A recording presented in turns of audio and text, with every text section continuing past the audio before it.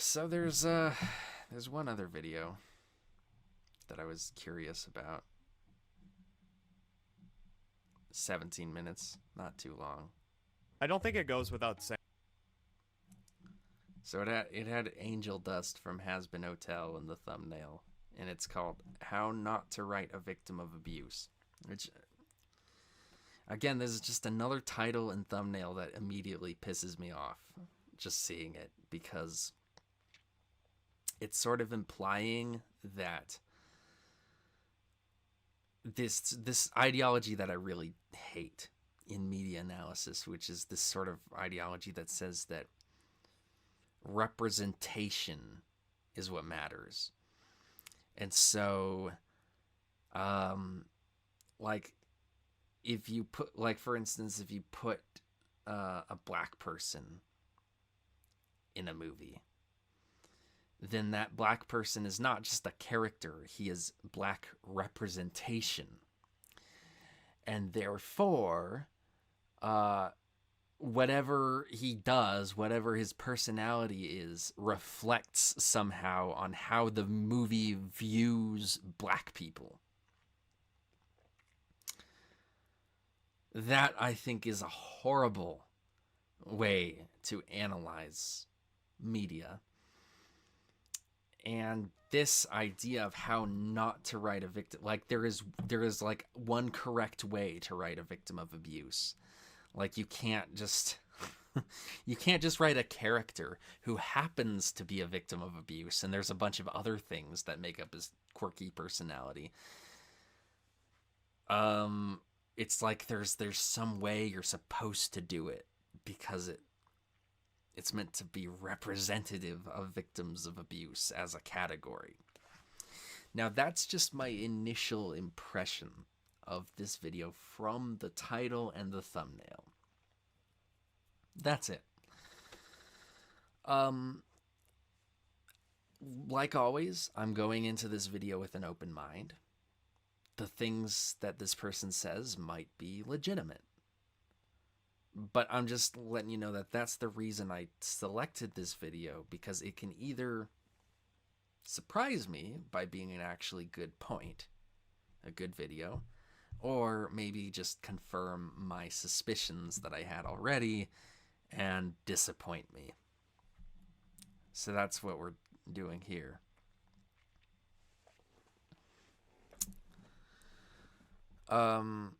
Let's see.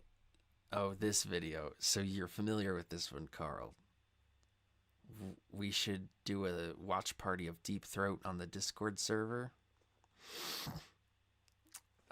Maybe. Lots of drama from this one. Ooh. It's promoting a lack of perspective in reality. Glorified tokenism. That's kind of how the word token came to mind, yeah. Selective judge and good guy badge. I'll be down to watch. Hell yeah. Yeah, there's an assumed template or archetype rule that many expect writers to follow.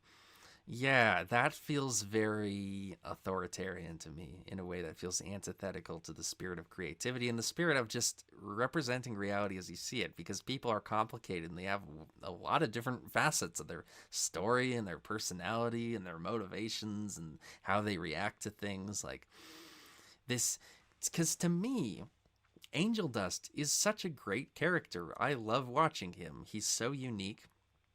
He's funny, he's sassy, he's cute, he's interesting, and he's got a dark side. He loves blood and violence, but he also is a victim of repeated, constant sexual abuse. And that makes him a really fascinating sort of three-dimensional character, that he just has all of these different traits. And he also has a heart. You know, he also has a part of him that actually does love other people and considers them. And so, like, all of that put together makes him so interesting.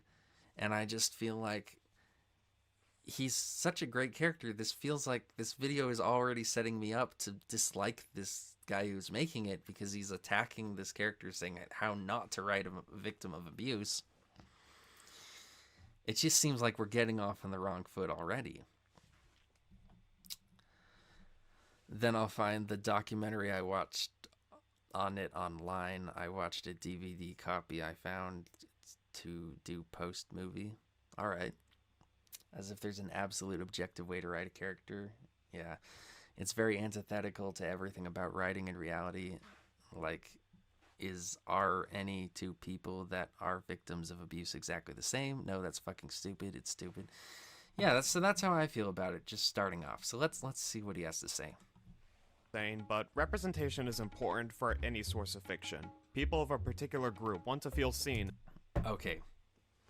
So I predicted. I haven't seen this video at all. I have not even clicked on this video. I just added it to my playlist by clicking the 3 dots in the corner of the thumbnail.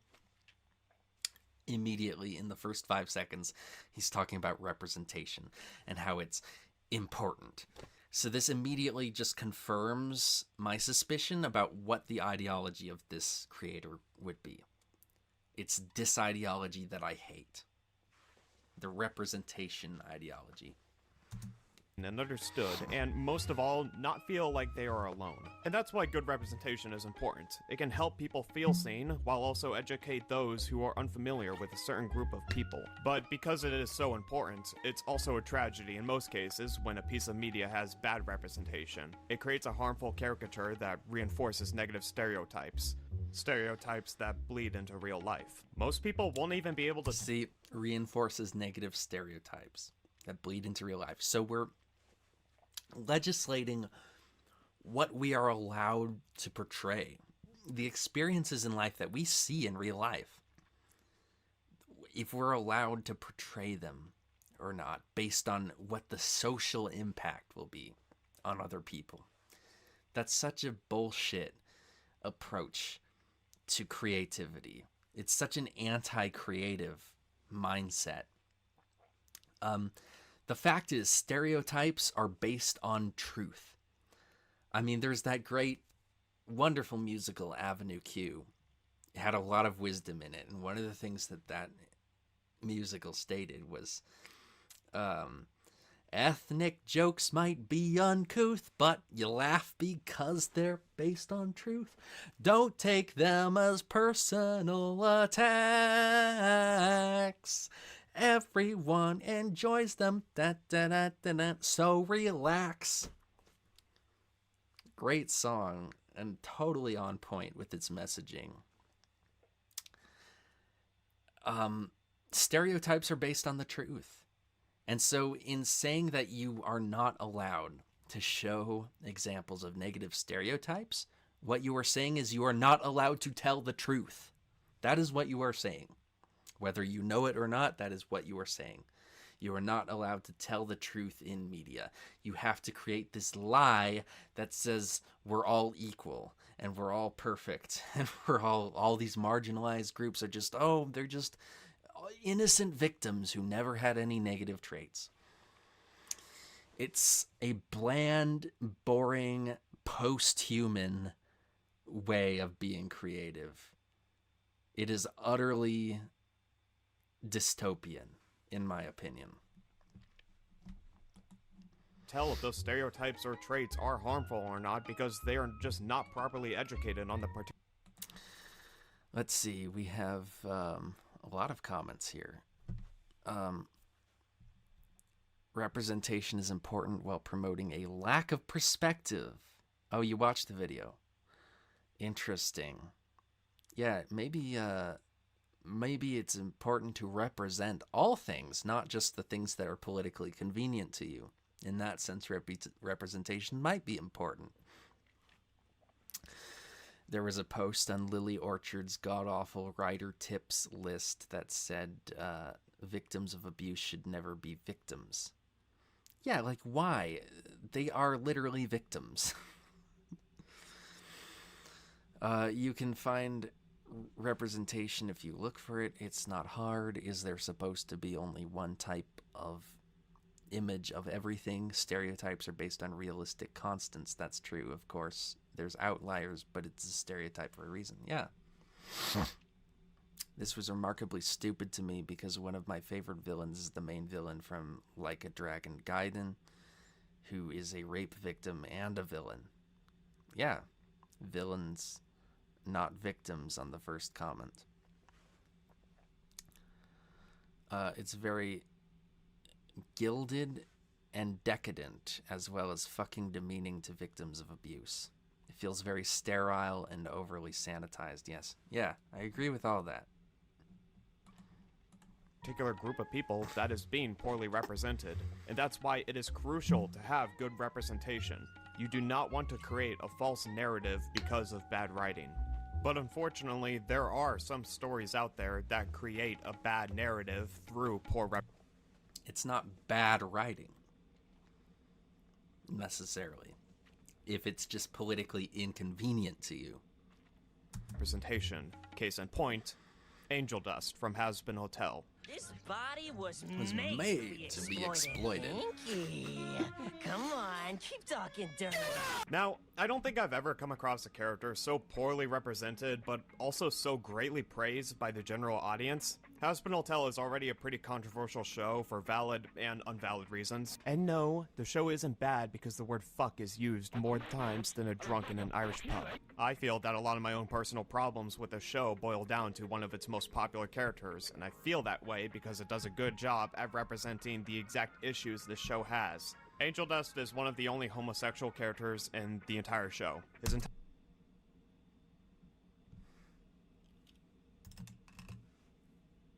When you say a statement that's technically true, but totally misleading.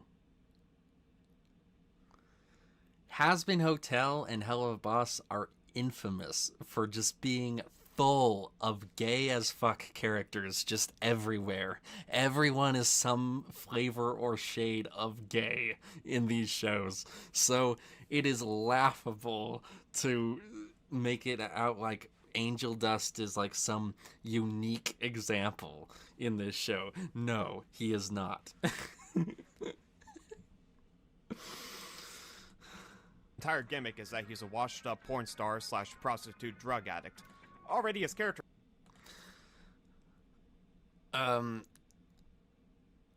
This person does not help argue against my thought that forced sterilization might be a good idea. Oh, boy. So the way the character is written makes him feel uncomfortable, therefore it's bad. LOL. Okay. I've never seen the show, though. LMFAO probably won't. It's just funny to view third party. Yeah. Well, as a fan of the show, I have a lot of thoughts. Let's hear more. Reinforcing negative gay stereotypes. So he's talking about being a drug addict and a prostitute, but the thing is, like, he's in hell. And that was the whole gimmick. Like, I feel like people forget the whole gimmick of the show. It's pretty easy to forget, I guess, because the environment that they're in almost kind of feels normal once you get used to it. But they are in hell, guys. Like, you do realize they are in hell. And the whole point of hell is that it's supposed to be the worst, most depraved, most sinful place to be, where everyone there is hit rock bottom and is just totally nihilistic and doesn't give a shit about anything because they've already damned themselves. They are already eternally damned and there's nowhere to go. They have no way out of it. So that is an important aspect of this. Like, we are not talking about a normal human being who happens to be gay and is stereotyped as a prostitute and a drug addict. We're talking about a literal demon, okay? It was a pretty big red flag for me starting the show, and one that I couldn't really shake away. The stereotype of gay... Isn't a big bit of getting over your trauma from rape reclaiming your sexuality? Sorry if I'm jumping ahead, but it feels like you'll make that point. Well, that's kind of a part of Angel's psychology, is that he is very sexually aggressive and sexually adventurous. And I think that's just kind of how he always was. But it takes on an extra meaning when you see how he is so disenfranchised sexually. And that sexual disempowerment therefore combines with his already natural predilection towards sex in making him want to be sexually aggressive as a way of asserting his sort of rights over his own body that he feels deprived of, his autonomy. So that's a part of it for sure, and that's in the subtext of the show, I think. It can be, but I'd recommend not just fucking a stranger for it. Yeah, well, Angel is a little bit extreme, I will admit. Men being heavy drug users with insanely high sex drives is older than the creator of the show is. This is a stereotype that was being criticized in the 90s. This is a show that came out in 2023. It is wild to me that a character who is written like this is in a show that came out just last year. It wouldn't even bother me that much if Angel Dust being a party and play gay wasn't his entire personality. But just about every scene he is in, with a few exceptions, has to have humor or comments relating to him being a porn star or him liking drugs. And in between all of those and there's an important story reason for that. But if you don't care about story and all you care about is representation, then none of that shit matters. You just reduce everything. You're so reductive. Like, it's addressed in his big episode Masquerade, where Husk is like, cut the act. You're doing this shtick where you're acting like this gay Bugs Bunny as if you just revel in sex and think it's fucking great and are just always horny, when I know that there's more to you than that, then you're not letting on, and you're just doing this as a cover to mask your true pain. So why don't you stop disrespecting me by thinking I'm a fucking idiot who's gonna fall for this shit, and just treat me like a real person, you know? Like, be real with me. Like, I'm not here to fucking placate your stupid ass sort of attention-seeking behavior.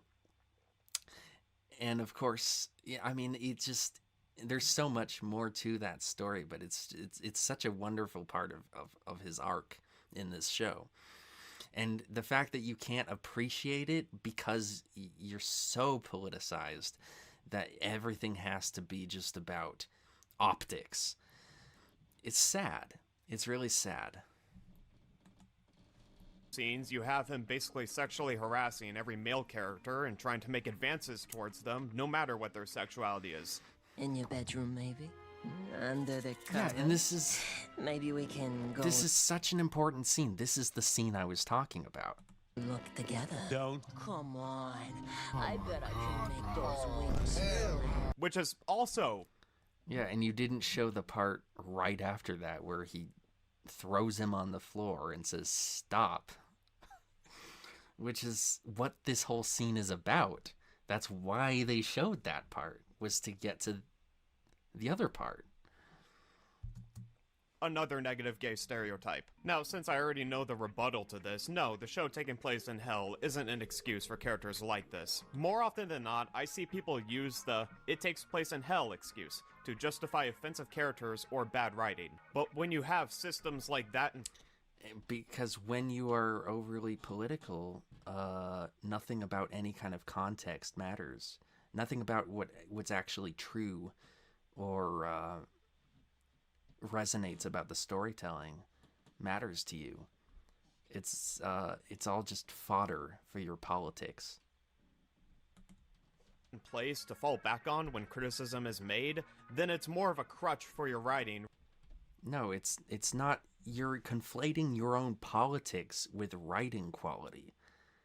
I bet your writing would be absolute dog shit because it would just be all about politics and optics rather than about telling real human relatable stories.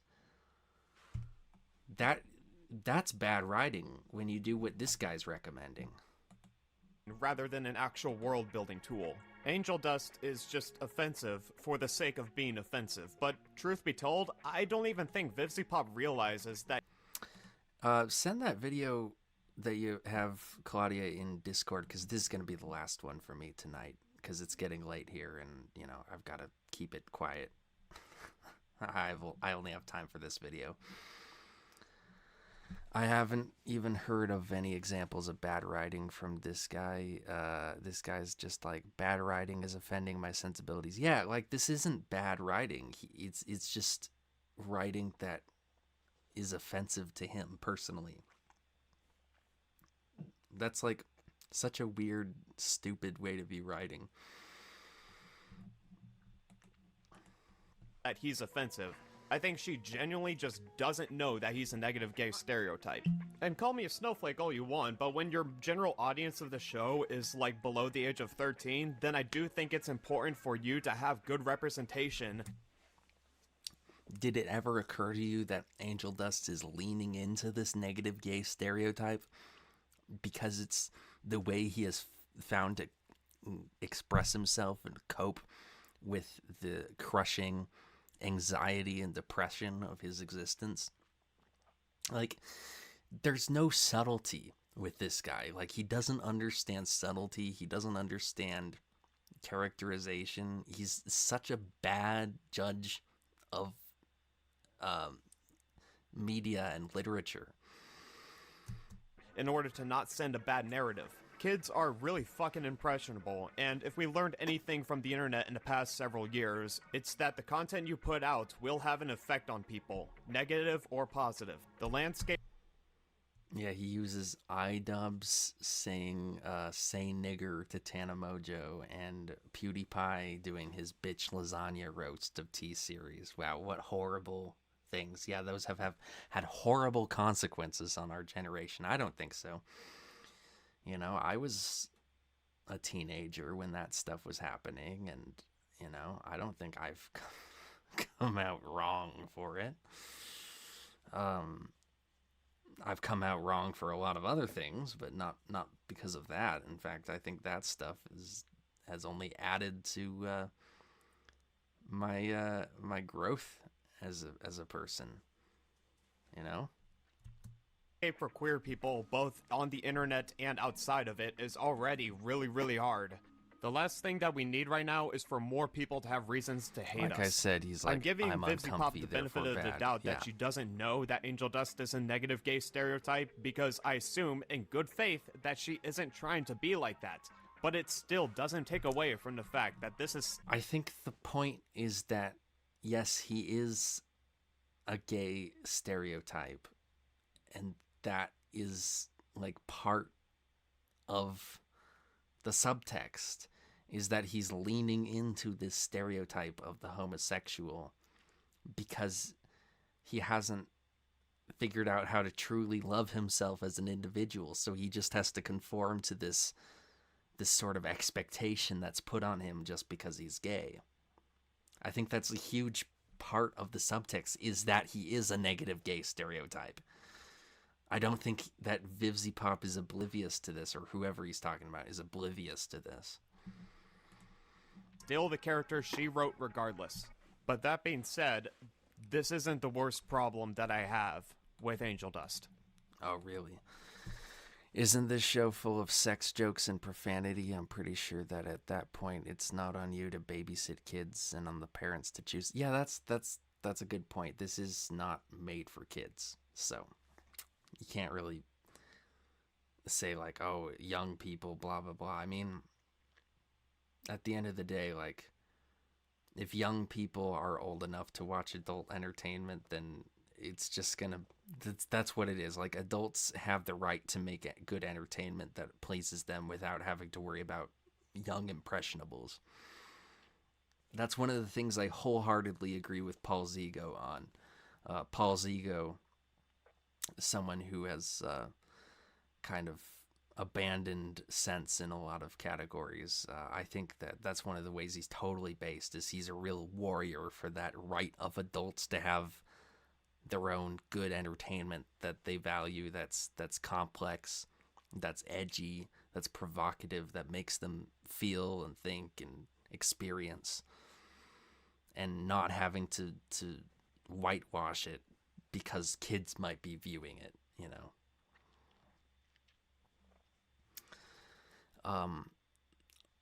I mean, him including the clip of iDubbbz saying it with the intention of being if it being a negative and overreacting just makes it funny in the way it was intended when it was done. Yeah, like he's not understanding the point that iDubbbz was making when he did that. And it's funny because I think iDubbbz has kind of lost the point of what he was doing when he made that video with Tana, because I think it was very much that Avenue Q mindset of, you know, we can choose to get offended, but it's really a choice because nobody's actually offended by this. Nobody's actually hurt by this.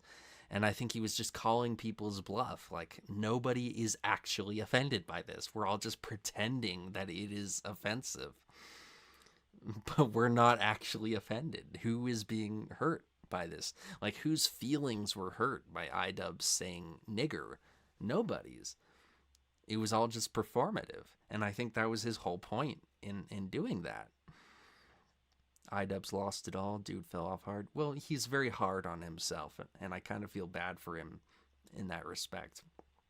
I think that maybe he's gone through a positive evolution in some respects, but he hasn't quite figured out how to reconcile that with his old edgy personality, and it's sad. It's sad. When I say come, you say... Yes, Valentino. When I say you are fucking 20 guys before lunch, you say... Yes, Valentino. See, Vivziepop decided to make Angel Dust a victim of sexual assault. His recovery is a plotline in the show, and I don't have an issue with this on paper. Not only do I think it's important to represent male victims of abuse, but also queer men who were victims of it. Men, both gay and straight, have been victims of sexual assault, and it's something that hasn't been properly recognized in society, which is why the execution of Angel Dust and his abuse storyline upsets me to an endless degree. Now, before I open this can of worms and talk about my issues with this character, I should rip off the band-aid because I already know people are going to ask me in the comments. Yes, I am a victim of this kind of abuse myself, and I don't owe you or anybody else watching an in-depth explanation of it. It's my story to tell, and I'm not going to tell it here. It's ultra sad that this guy himself is motivated out of this actual personal experience.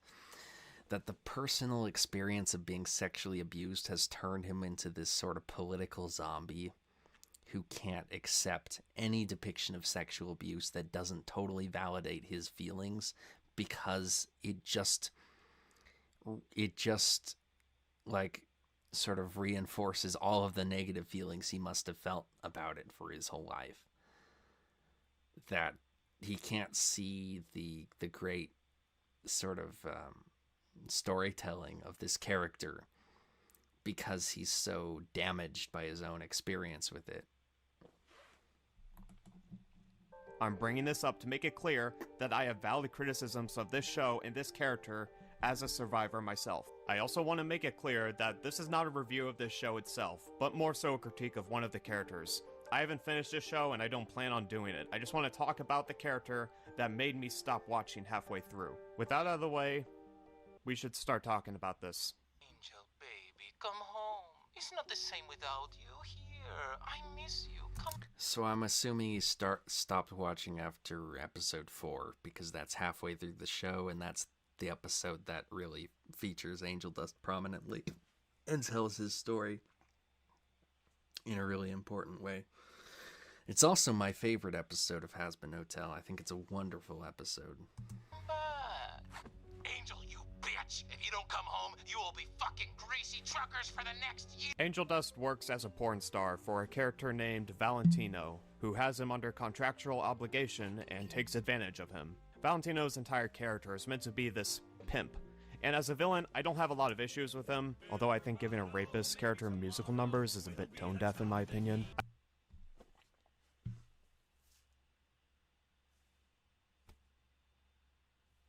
I don't have a strong opinion about how Valentino is written one way or the other. I think he's very bland. A lot of my main issues stem from one episode, and that being Masquerade. It's the 4th episode of the show, and it's the one that got me to stop watching entirely. In the episode, Angel Dust has to deal with balancing his life at the hotel and his life at work. Charlie tries to get involved, but when she does, shit hits the fan, and it results in Angel Dust getting physically assaulted by Valentino. See, because Angel Dust is under Valentino's contract, he has to obey his command even if he doesn't consent.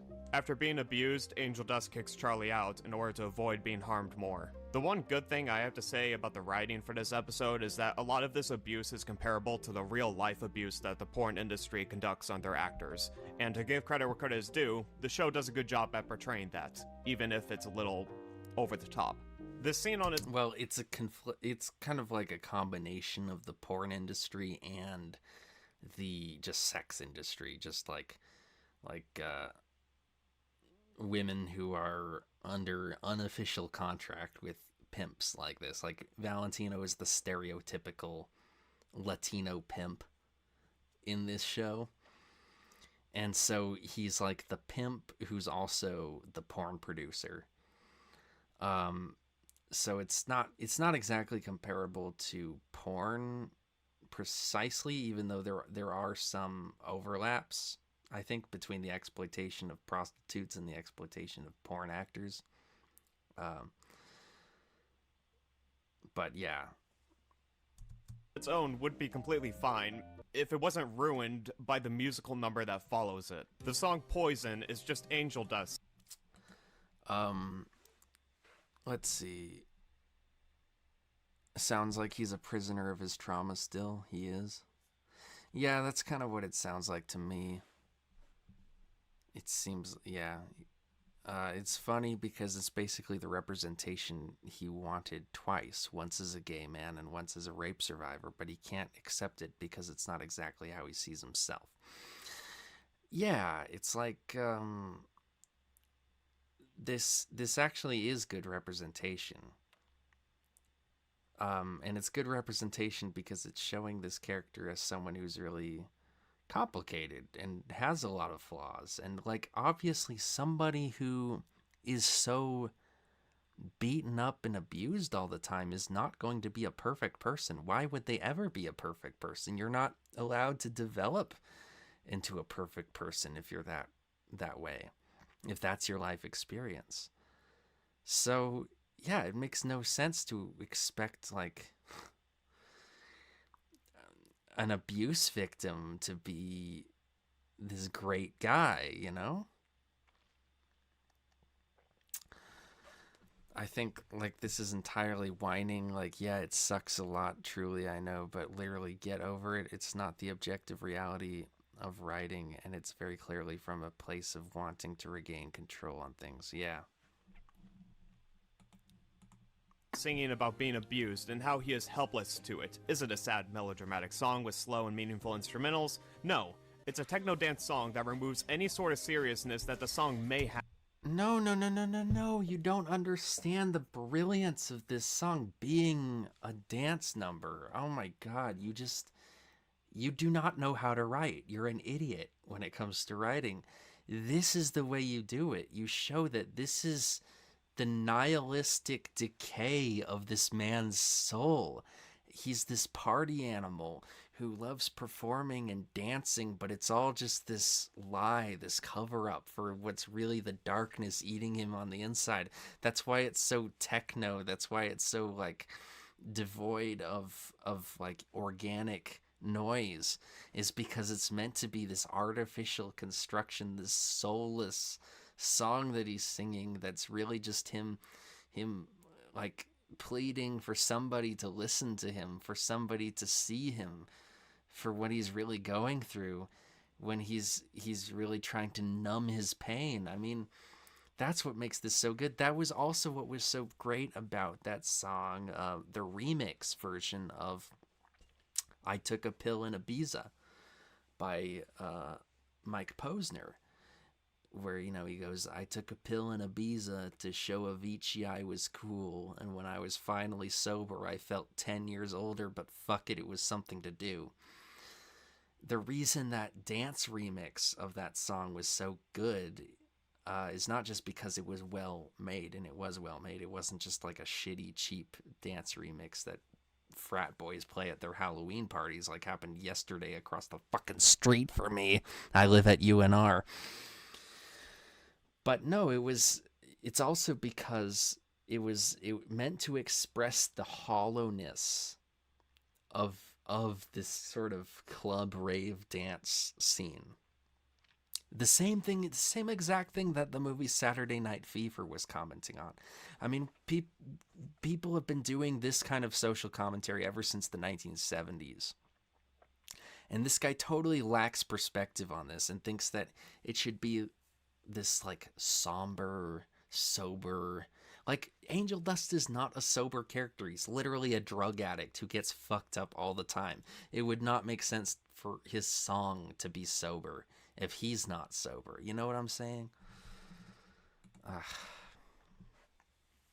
Very Mechanical Animals-esque, actually. Yes, exactly the same idea as with the Omega songs in Mechanical Animals. That very same message. It's totally exactly what they were trying to do with this song, Poison. That's one of the reasons this is such a great song.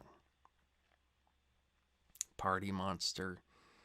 It's like people bitching about Pistol Whipped on the rare occasions they find it. I'm not familiar enough with Pistol Whipped to comment on it. It doesn't help that the music video has scenes of Angel Dust essentially being abused right in between scenes of him dancing like it's a Kesha music. Oh my god, are you so oblivious that you can't understand the symbolic importance of that? That this scene of him dancing is what's like his coping mechanism that's going on in his mind. But the whole time, like you see in the background, that picture of him just in pain.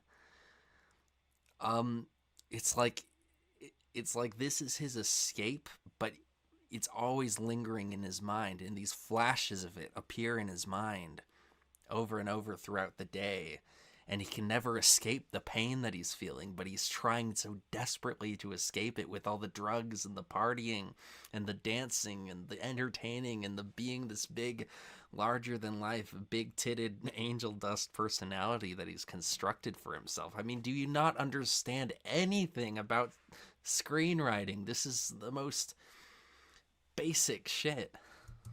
Music video. And look, I get that there are songs out there with serious lyrics and messages that sound upbeat and cheerful.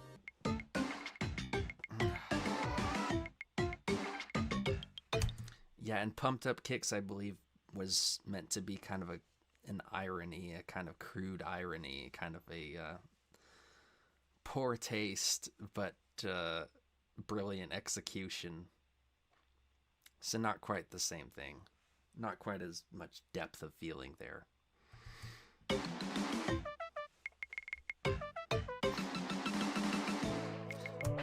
But because these songs are not about representation, they don't represent some like disenfranchised group, he doesn't care. Because it has this political thing about him. By the way, this guy, the guy who did Werewolves of London, Warren Zevon, I guess is his name. I never knew his name. I just know that album cover from Werewolves of London, which is a pretty good song. But anyway.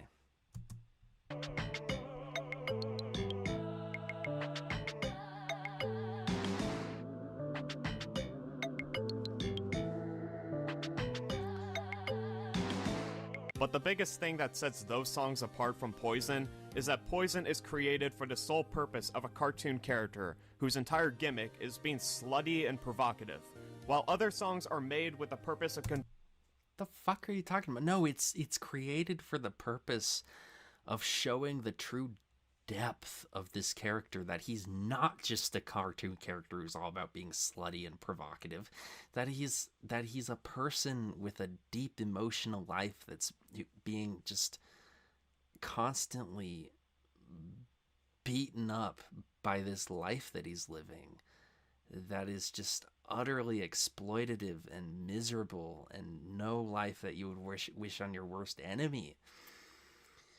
That you can almost see him as being a character with a lot of strength, that he manages to live this life and still walk around as if he's this confident person. That's what it's about. Conveying a serious message. Foster the People didn't write Pumped Up Kicks because they wanted to create a cartoon character about a school shooter. They wrote it because it's an actual song with a message behind it. Any sort of message that's in... Are you fucking serious? You don't think this song has a message? You are such an idiot. You're such an asshole, honestly. You're just such a dickhead. Like, fuck you. I don't care if you were raped. You don't, that doesn't give you the right to be just totally clueless and unsympathetic to someone who's clearly trying to tell a deep story.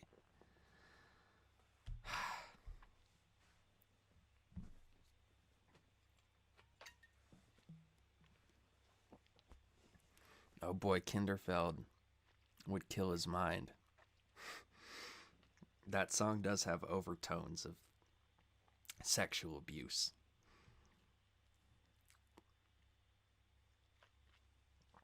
Actually, The Long Hard Road Out of Hell would give him a heart attack after the first two paragraphs.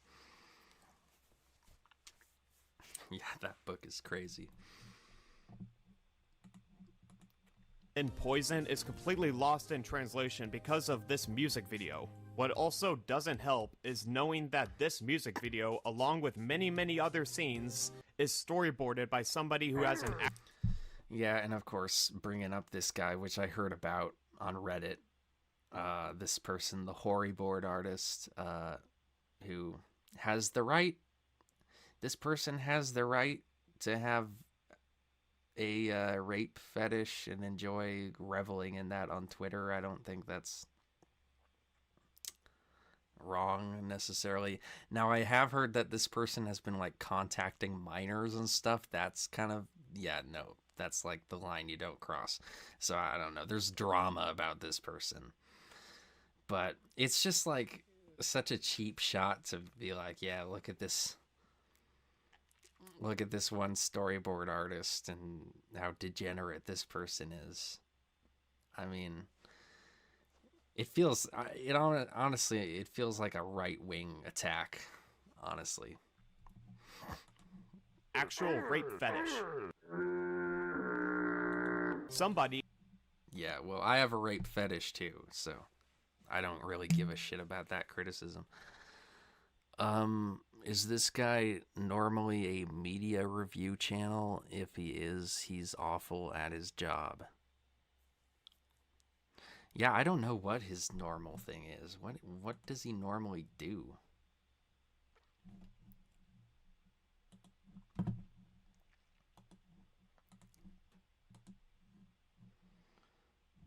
Let's see. Wow, this is his only popular video. He just, yeah, he doesn't make very many videos. This one just blew up because it was so shitty, I guess. I don't know, but 34,000 people liked it.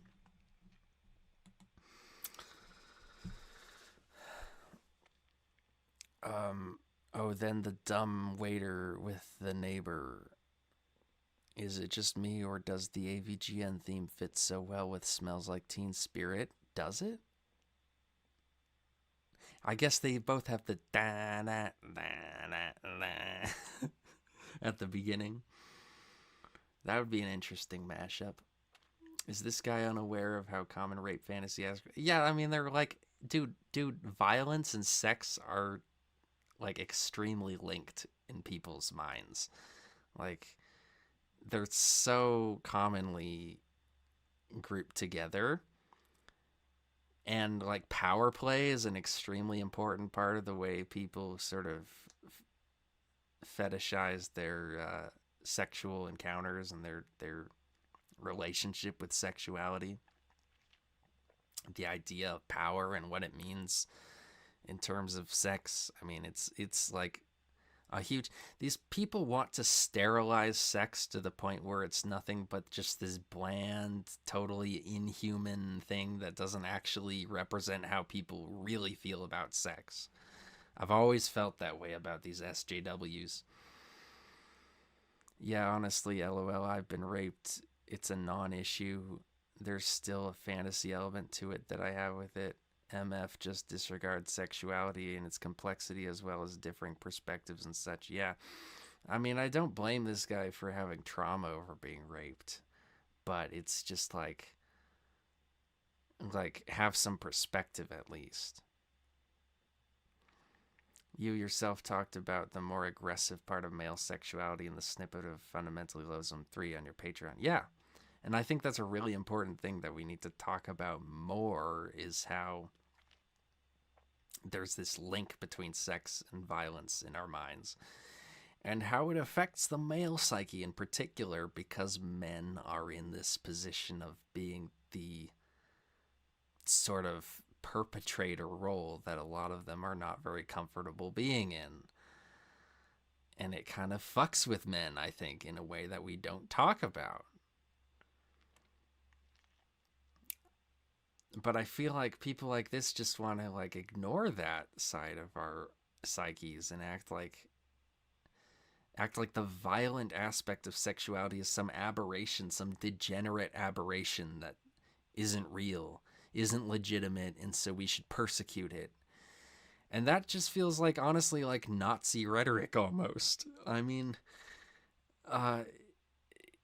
it just feels so like not understanding the human condition at all.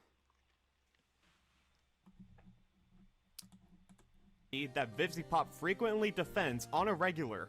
I can't watch this music video and assume that it's being made in good faith when part of it is being made by somebody who thinks that the abuse that Angel Dust suffers is hot. So when somebody who isn't a victim of it... But, guy, it is hot. It's fucking hot, dude. Like, I don't know how to tell you this. Like, what's hot to someone else might not be hot to you, and that's okay. We have different opinions about what is hot. I think that's what the whole LGBT movement, acceptance movement, was about.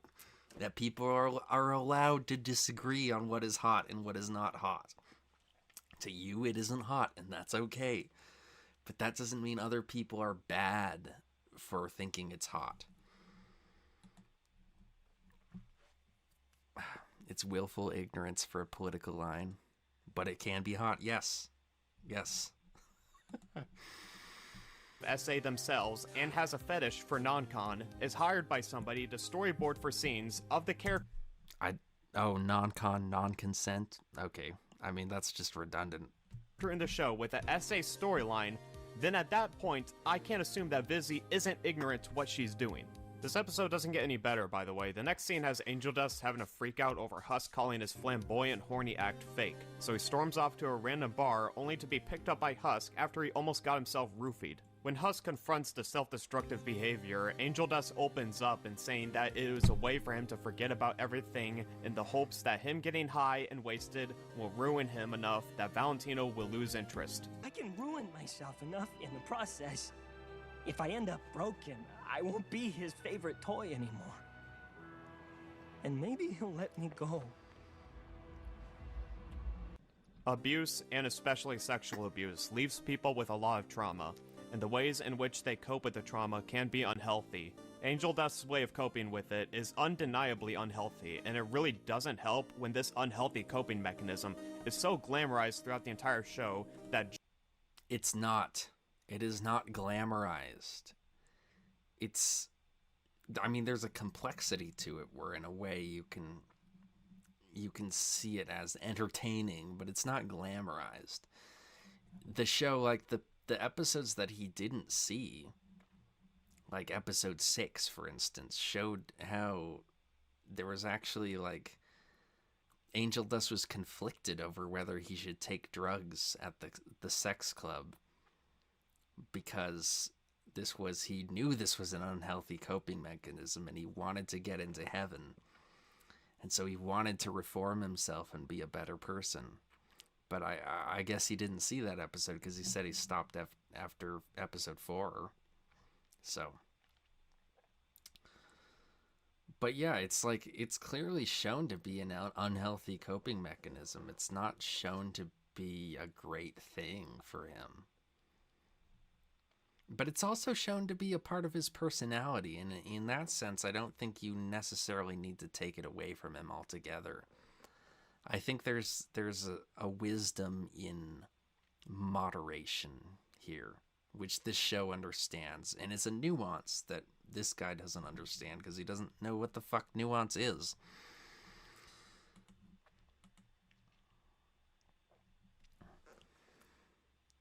Glamorized? It doesn't seem glamorized at all, just from that scene alone. Yeah, just from that scene alone, it doesn't seem glamorized. I mean, literally, he was showing a scene of Angel Dust accepting a drink that he knew was drugged. That's not glamorizing his behavior.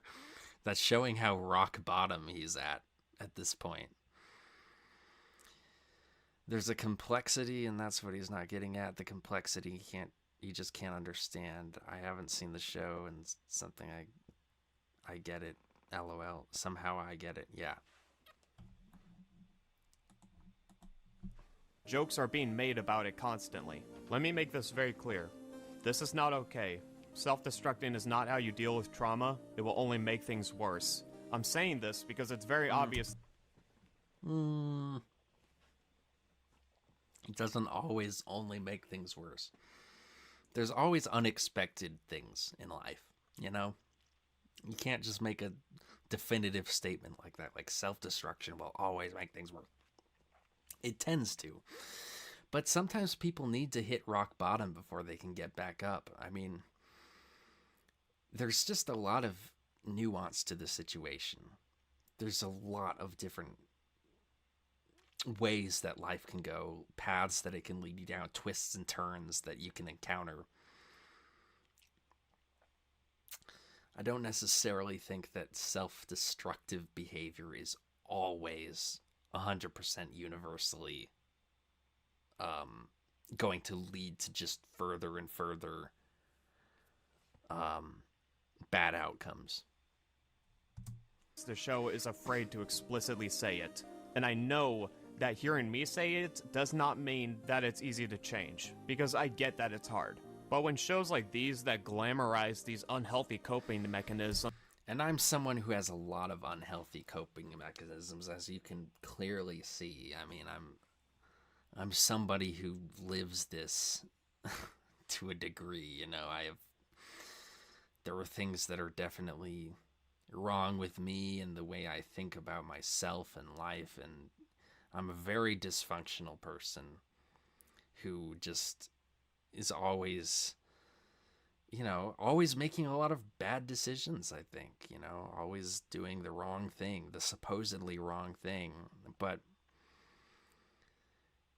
it's, you know, one of my favorite lines from a movie is from Alice in Wonderland, where she says, I give myself some very good advice, but I very seldom follow it. I think I even quoted that in a video I made a long time ago, the Bill Maher video.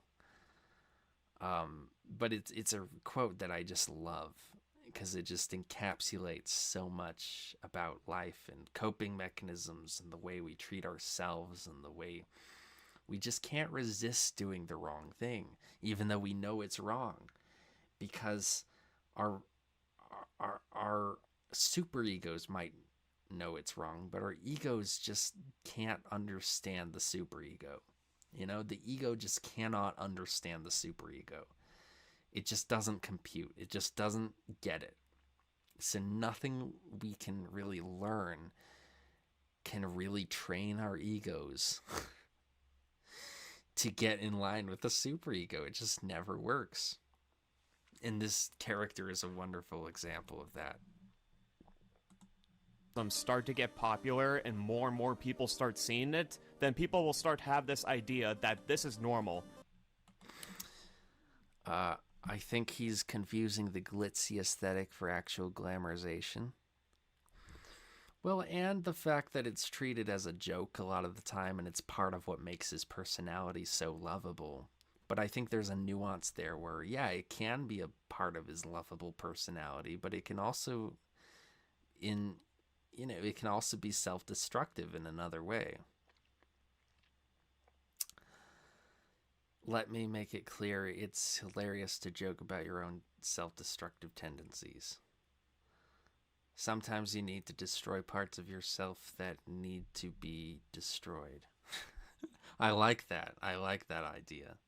Sometimes you need to destroy parts of yourself that need to be destroyed. What a very poignant line. Yeah, that Alice in Wonderland line I just love. I give myself some very good advice, but I very seldom follow it. I just love that. That was something when I was working at Grocery Outlet, I used to say that to myself all the time. I give myself some very good advice, but I very seldom follow it.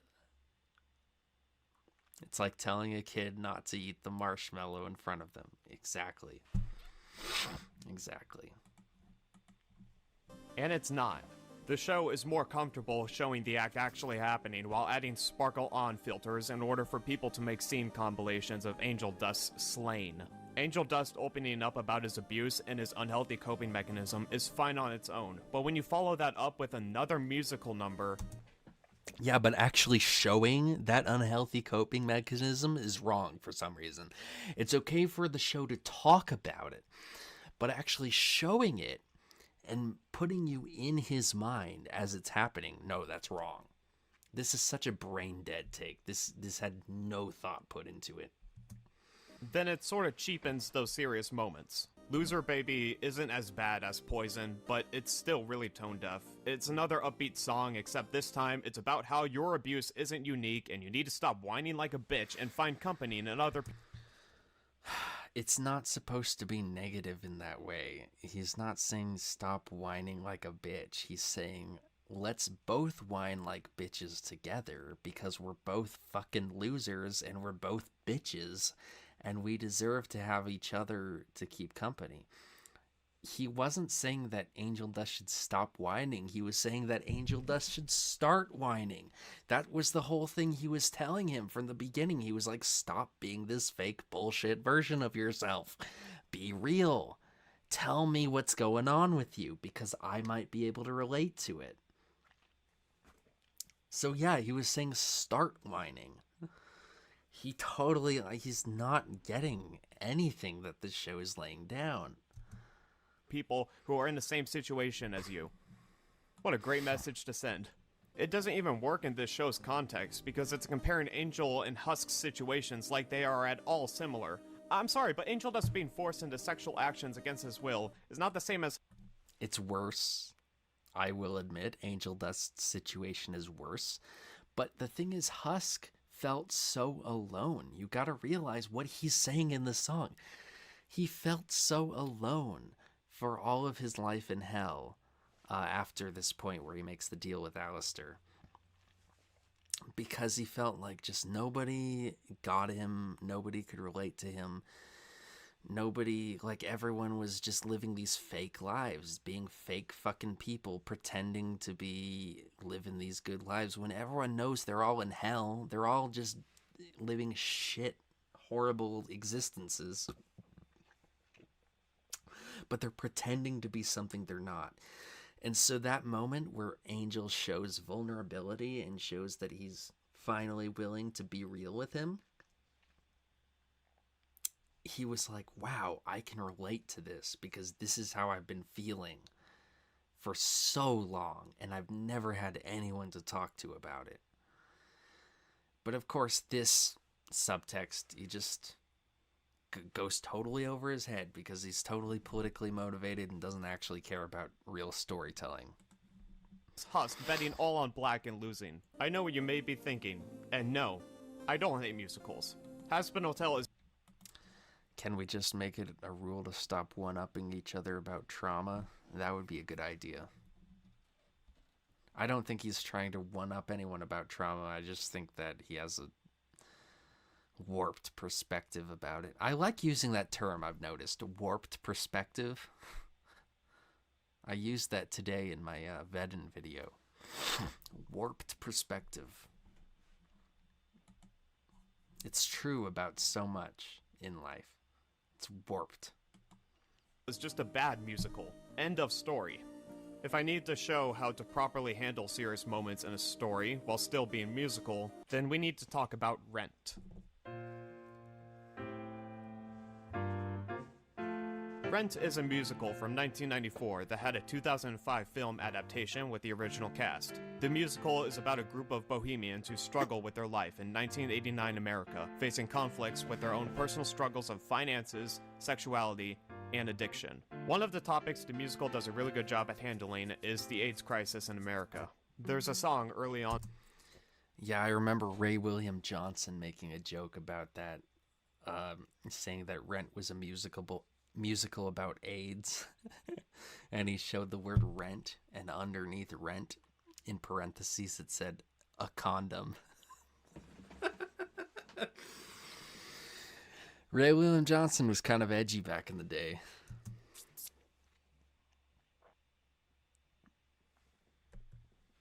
Wait, what's going on? Okay, I'm muted. Sorry.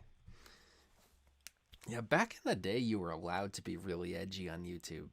It's not like that anymore. We don't have the freedom anymore. I feel like I'm one of the few old school YouTubers still left, you know? Like I'm keeping alive that 2010, 2011 YouTube spirit in the modern age, you know? That's what I'm about. I'm not monetized. Fuck Google AdSense, you know? I'm keeping that shit real. Me and the Archfiend. The film where one of the main characters by the name of Roger sings about his remaining motivations with writing music. One song, Glory, is an emotional... An overly dominant superego can lead to a personality that's judgmental and extremely moralistic. People with a strong superego may be overly harsh on themselves and others. God, that's so him. This guy has an overly dominant superego. That's what's going on with this guy. Love that you've revived Vedin, by the way. Yeah, I'm doing it again. Doing it again. You're basically Rusty Cage if you went a different route from the Knife Gang song. Interesting. I mean, I know Rusty Cage, but I guess I don't know him the way you know him, because I don't really know what you mean. I just know him as, yeah, he did the Knife Game song, and he did that podcast with Emp Lemon and Mumkey Jones, which was a good podcast, but I think Emp Lemon left for some reason, and then they turned it into some shit show with Reactor, and Reactor's like a boring tapioca piece of shit, even though he's against Tim Pool, and I like that, because Tim Pool is literally his brother. But, yeah. plea from the perspective of Roger, who grieves for his girlfriend and himself after they were both diagnosed with AIDS, brought on by their drug abuse. In 1989, having AIDS is basically a death sentence. At this point in the story, Roger's girlfriend killed herself as she couldn't handle living with it, and Roger sings about wanting to leave an impact on the world and to not feel as though he lived for nothing, wanting to go out in a blaze of glory with just one song. It's this motive that pushes him throughout the film to write that one song to leave behind when he inevitably dies from his AIDS. This song is one of the best examples of how to handle serious topics in a musical setting. It's a dramatic and intense song that fits the themes of not just the lyrics, but the film as a whole. Throughout it, Roger pushes away his love interest. I like the idea of a musical named Rent. It's like this thing that just is clawing away at us in our lives. Rent. You know, this thing that seemingly has no value, but we slavishly devote our lives to just like pouring money into it. I love the idea of calling a musical Rent and making it just about being just a basic ass broke, shitty person in New York, you know? It's a great idea for a musical. I've never actually seen it before.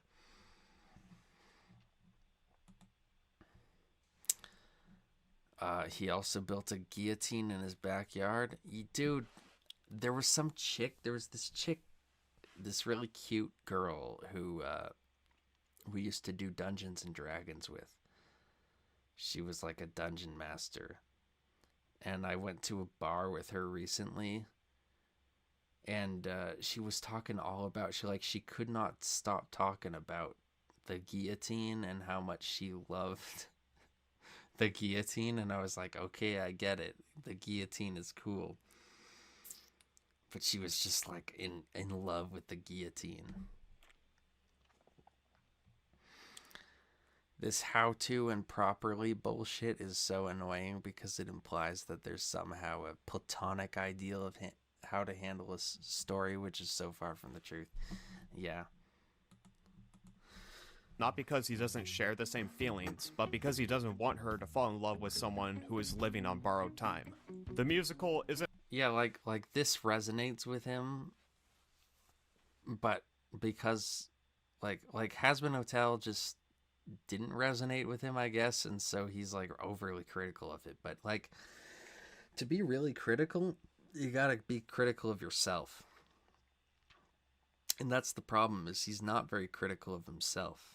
And I think if he would be more critical of himself, he could see that Has-Been Hotel actually is telling a really good story, you know? It's just doing it in a different way. It's just doing different things with what it's doing. Isn't afraid to tackle heavy subject matter, and the way it goes about it is impactful and respectful at the same time. It's a really good film, and I definitely recommend watching it. It also failed to make a profit in the box office. Has-Been Hotel wants to have serious subject matter, but it also wants every song to be something to dance to. And in most cases, you can't have your cake and eat it too. It doesn't want every song to be something to dance to. There were slow songs in Has-Been Hotel, but that's just not what this was about. This wasn't supposed to be a slow song, and there's a very important storytelling reason for it not to be a slow song, and you just don't understand it because you're a fucking idiot. In no way am I saying that Roger from Rent and Angel Dust have similar struggles, but I bring up Rent as an example on how to handle serious topics while still maintaining a musical formula. Having a character like Angel Dust and giving him an abuse storyline while not taking it seriously by adding musical numbers like... I don't think anyone's complaining about the whole musical aspect of it. Like, I think that's a thing you decided to head off at the pass that wasn't even coming for you. I think the complaint is that you're just a fucking idiot who doesn't understand creativity. Poison, and then having somebody who finds the abuse from Valentino to be hot storyboard your musical number. What it ends up doing is creating a parody of itself. Scold songs are danceable and depressing. I don't see his point. Yeah, you can have danceable and depressing songs. That hammers in this idea that being a survivor of abuse is... I mean, the lyrics of that song, like, let me pull up.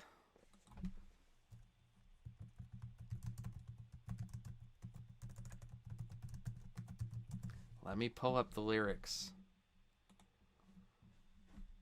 of this song. I'm not above a love to cash in another lover underneath those flashing lights, another one of those ruthless nights. So just talking about the depressing emptiness of being a whore, you know? And just how it feels, the ruthless, like that line, ruthless nights. Just how much in pain he is because of these experiences. I should have guessed this would happen. I should have known it when I looked in your red hot eyes, spewing all your red hot lies. You know, talking about Valentino and how he, you know, he feels guilty for the fact that he fell for Valentino's trap, that he fell for Valentino's sort of fake sincerity. And he feels like an idiot that he fell for that. And now he's just living every day for the rest of his life in self-hatred because he thinks that if only he were smart enough, he could have seen through this evil man. What's the worst part of this hell? I can only blame myself. There you go. That's the same point I just said, reiterated. Because I know you're poison. You're feeding me poison, addicted to this feeling. I can't help but swallow up your poison. I've made my choice, and every night I'm living like there's no tomorrow. So now he's talking about his addiction. He's just like, he has already poisoned himself beyond his ability to change. He feels totally powerless. And so now all he can do is just live every day of his life in total suicidal self-destructiveness with no care for his own safety, just living totally on the edge, doing every drug imaginable, just trying to numb himself from that pain. So I think you get the point that the lyrics of this song that he's talking about are not glamorizing this situation at all. They're really exposing the deep emotional pain he's feeling. And that's what the whole point of the song is.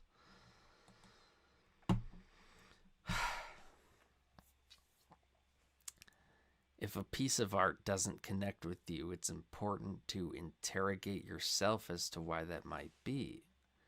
Try to examine why this may be appealing to others and then work from there. Checking your priors, so to speak. This guy failed to genuflect. He judged before judging himself. I agree. Girly pop or slay. Suffering does not create better people. It just creates suffering. And I know for a fact that it is not Vivzy Pop's intention to create a character like Angel Dust in this manner. But it doesn't change the fact that it still happened, and this is the character that is being praised and looked up to. Abuse is not something to be fetishized, and being a survivor of it is not an aesthetic. There has never been a more wrong statement than that. Nor is it as glamorous as the show tries to make it look in musical numbers. It's something that sticks with you for the rest of your life. It never goes away. Has-Been Hotel is a show that comes so close to expressing that point, but it fumbles it in every single way possible. Dude, victims of abuse fetishize their own abuse. This guy just doesn't even know what he's talking about, and he's someone who's personally experienced it. That's the whole thing with Umberto Eco that we were just talking about. Like, that was a guy who personally experienced this thing, but does that mean he always knows what he's talking about? No, not necessarily. Everyone has their own way of coping with abuse, but the show acts as though there is nothing wrong with how Angel Dust copes with his abuse. Loser Baby has proven to me that the show does not understand why this is an issue. I am tired of people talking about Angel Dust like this is the best way. You just don't understand anything about writing. You don't understand anything about this show, what it's trying to communicate. You're a fucking dipshit. I think we've established that. Way to write an abuse victim, because it's not. Angel Dust is a poorly written character that reinforces negative gay stereotypes, while at the same time being a harmful representation of what it's like to be a survivor of abuse. If we have gotten to the point where scenes of clear fetishization and romanticism is viewed as powerful representation, then the indie animation scene is in desperate need of a paradigm shift, because this is not how abuse survivors should be written in the future. Has-Been Hotel and Angel Dust should be viewed as an example of what not to do when it comes to that. Conclusion after this all was not an easy video to make, but I want to end it off by saying that if you enjoyed Has-Been Hotel and Angel Dust as a character, that's fine. I don't want you to walk away from this thinking that your opinion is less than mine. People have their own reasons for liking media, and the discourse surrounding this show and the harassment that people receive just for liking it is unacceptable. You can have your reasons for disliking a show, but people can also have their reasons for liking it as well. Everything that I have said in this video is in relation to my own personal life, and I criticize the show because I want to see it improve in a second season. I want it to give me a reason to keep watching, not for it to give... Now, I think if the show catered to you and what you want, it would immediately start being a shittier show. It would immediately start sucking. So I don't want you to be satisfied. I want you to keep hating this show because I love the show, and I think the show is better when you hate it.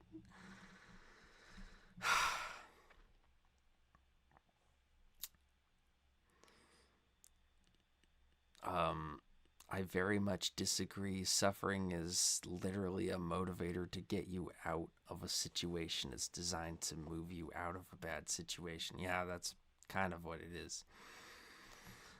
But I think there is another way in which suffering can debilitate you from moving out of a bad situation. So it's also it can also be actually kind of counterproductive.